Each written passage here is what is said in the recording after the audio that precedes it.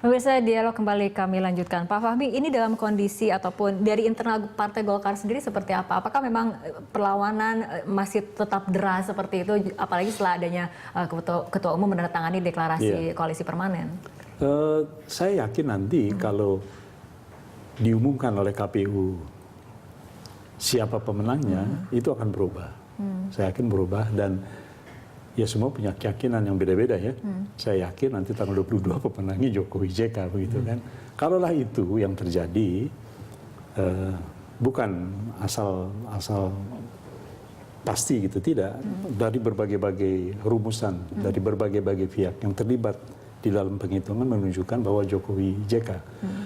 Kalau itu terjadi, dinamika baru akan terjadi.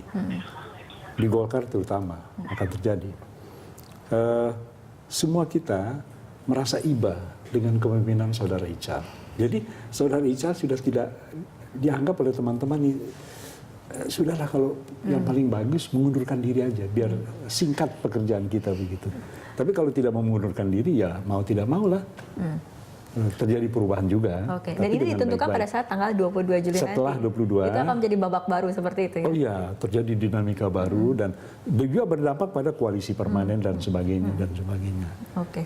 Baik. Yang ingin saya katakan adalah sekali lagi permainan dalam politik itu sesuatu yang mustahil ya.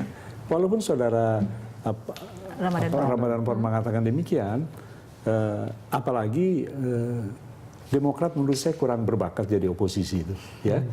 Yang berbakat dulu PDIP, clear itu, clear sekali. Juga nanti Gerindra juga berbakat itu, yang lain tidaklah. Termasuk Golkar juga tidak berbakat. Apalagi ya, saya kan tahu hafal betul itu gerakannya Golkar, nggak berbakat lah. Jadi nanti tinggallah Gerindra ditemani barangkali oleh PKS kadang-kadang begitu ya, tapi kadang-kadang juga tidak. Jadi nanti akan sendirian Gerindra. Oke, kita tanyakan tanggapan ke Pak Ramadan Pohan. Pak Ramadan Pohan, ini Demokrat kurang berbakat untuk menjadi oposisi ataupun di luar pemerintahan, tanggapannya? Baik, ini masalah apa? Bukan masalah bakat tidak berbakat. Dan Demokrat juga kan Pak SBY sebelum jadi presiden kan memang nggak pernah juga menjadi presiden, nggak pernah memegang pemerintahan. Tetapi terbukti bahwa Presiden SBY bisa bertahan 2 periode, insya Allah husnul khotimah nanti gitu ya. Dan ini adalah rekor baru di dalam sejarah demokrasi Indonesia dengan pemilihan presiden langsung gitu. Ya, jadi bukan masalah bakat nggak berbakat, tetapi faktanya bahwa beliau mampu kan begitu. Nah, untuk nanti ke depan ya, kalau misalnya ya kita menginginkan tentu saja Prabowo Hatta yang akan menang. Tetapi kalau misalnya keputusan dari KPU nanti ya itu adalah pemenangnya adalah Pak Jokowi ya, itu kita hormati. Kita hormati dengan cara bahwa kita berada di luar pemerintahan. Dan tentu kan kita sudah membicarakan hal-hal seperti ini di partai, di internal sudah kita bicarakan. Skenario-skenario yang akan terjadi dan bagaimana sudah. Dan jadi ya kalau misalnya ada keraguan ya nggak apa-apa. Ya, nanti kan yang bagaimana pembuktian di lapangan saja. Iya, Pak Ramadan. Pak Ramadan, saya mau koreksi. Saya setuju sama Anda, keberhasilan Pak SBY bukan sebagai oposisi, sebagai kepala pemerintahan 2 periode, betul. Tapi sebagai oposisi kan belum terbukti. Dan melihat karakter Pak SBY... Ya, sebelum pemerintahan juga kan Pak SBY kan nggak terbukti juga kan. Orang bukan, sebelum ini Pak SBY belum pernah memimpin partai. Begitu memimpin partai, begitu masuk pemilihan. Ya kita lihatnya nantilah, nggak usah kita berdebat sekarang. Ya. Tapi Pak SBY, saya tahu karakternya bukan seorang oposan. Saya yakin itu. Entah Anda ya, tapi kalau Pak SBY bukan seorang oposan. Apalagi aktivis. Clear itu. Apalagi aktivis. Ya, dan memang oposisi memang nggak ada ya di dalam konstitusi kita. Kita di luar pemerintahan. Jadi melakukan kontrol terhadap kerja pemerintah gitu. Dan saya kira juga posisi di luar pemerintahan yang kami ambil nanti itu ya kalau seandainya memang Pak Jokowi yang dipercaya oleh rakyat melalui KPU nanti gitu ya kita akan membuktikan kan kita juga. Nah disinilah masa dari Demokrat itu untuk memperbaiki diri, introspeksi, melakukan pembenahan ya. 2019 mari merebut kembali kan begitu. Insya Allah. Tetapi Insya Allah, terima kasih doanya. Oke, mungkin Pak Indri ada tanggapan? Iya,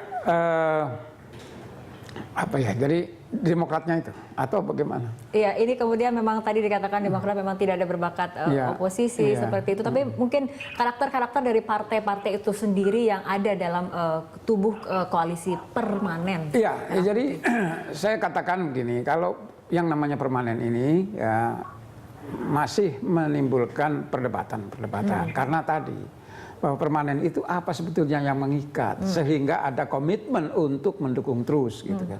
Tapi lepas dari persoalan itu, fungsi dewan ya, tetap 3 fungsi yang melekat itu yang harus diefektifkan, melakukan pengawasan terhadap penyelenggaraan pemerintahan, budgeting dan legislasi yang kedodoran selama ini. Yang diperjuangkan kemarin MD3. Yang saya tunggu-tunggu adalah undang-undang yang bisa menjadi trendsetter bagi proses demokratisasi. Oke. Bukan MD3 gitu loh. Oke, Pak Fahmi, ini Pak Indria kerap sekali mengatakan apa sebetulnya perekat dalam koalisi permanen seperti itu ya. Kalau Pak Fahmi membacanya, apa sebetulnya yang menjadi perekat? Apa yang menjadi lemnya? Kepentingan. Dan kepentingan sudah bisa dipastikan tidak sama. Dan ini kemudian justru tidak bisa merekatkan gitu ya? Dan itu yang menyebabkan koalisi permanen itu rapuh. Oke. Rapuh akan perceraian dan sebagainya. Oke. Untuk waktu tertentu, MD3 berhasil karena memang kepentingan partai-partai kecil. Partai-partai bukan nomor 1. Kapan lagi kita menjadi pemimpin? Ini saatnya kita menjadi pemimpin parlemen. Nah, kompak di situ. Oke, baik. Pak Ramadan, untuk Pak Ramadan sendiri sebetulnya perekat dalam koalisi yang merah putih yang disebut permanen itu apa?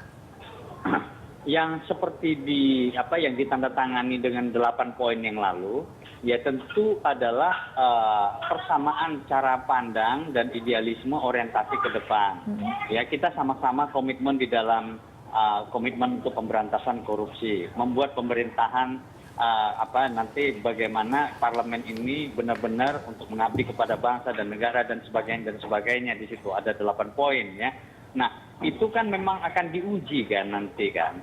Nah, MD3 itu kan hanya salah satu aja dari yang dikerjakan. Nanti ke depannya kan tentu akan ada lagi. Tetapi kan sekarang ini bisa kita katakan bahwa ya kondisi yang ada seperti itu dan saat ini koalisi ini adalah cukup kuat gitu ya, dan tidak ada benih perpecahan atau tanda-tanda perpecahan tidak ada di situ gitu, dan insya Allah ini juga akan bertahan ya seperti komitmen Demokrat ya, kita sendiri ya ingin kalau misalnya bertahan lama ya lama begitu, dan tetapi kalau misalnya di luar pemerintahan, kami tidak tergantung ada atau tidak ada koalisi, ya kami tetap posisinya berada di luar pemerintahan dan itu juga tetap mulia begitu. Oke. Jadi Pak Ramadan, Anda tidak berpikir bahwa koalisi permanen ini akan kemudian bubar jalan di tengah jalan seperti itu? Enggak, dan kita menginginkan bahwa ini bisa selamanya. Kan ada 8 poin yang bagus sekali saya kira ya, yang ditandatangani dan kita iklankan juga ke media massa ya tentang 8 poin yang koalisi permanen tadi itu di parlemen, dan kita berharap bahwa efektivitas dari parlemen ini benar-benar bisa melakukan fungsi kontrolnya kepada pemerintah, selain tentu saja kan membuat legislasi dan budgetingnya. Kalau dari Demokrat ya kita ingin bahwa pemerintah mendatang itu 1.800 triliun rupiah yang selama ini dijalankan itu bisa lebih ditinggikan lagi. Baik, Pak Ramadan. Ada pada Pak Prabowo. Oke, Pak Ramadan. Ya, baik. Pak Indra, sebelum kita jeda mungkin tanggapannya mengenai tadi jadi saya berharap teman-teman parlemen berpikir juga ini kepentingan bangsa lebih penting dibandingkan kepentingan partai. Jadi kalau misalnya tadi berulang kali disebutkan apa yang mengikat koalisi itu adalah 8 program itu. Dan itu dilaksanakan sungguh-sungguh, saya kira itu tidak beda dengan programnya Jokowi juga, gitu kan? Nggak beda. Nah, yang membedakan tentu saja nanti bagaimana, ya kan? Jadi kalau what to do-nya udah jelas, apa yang harus dilakukan. Tapi how to do, nah begitu sampai pada how to do, siapa mendapat apa itu menjadi persoalan baru. Oke, baik. Bapak-bapak, kita harus tahan dulu perbincangan. Seperti biasa kita akan ikuti jeda berikut terlebih dahulu.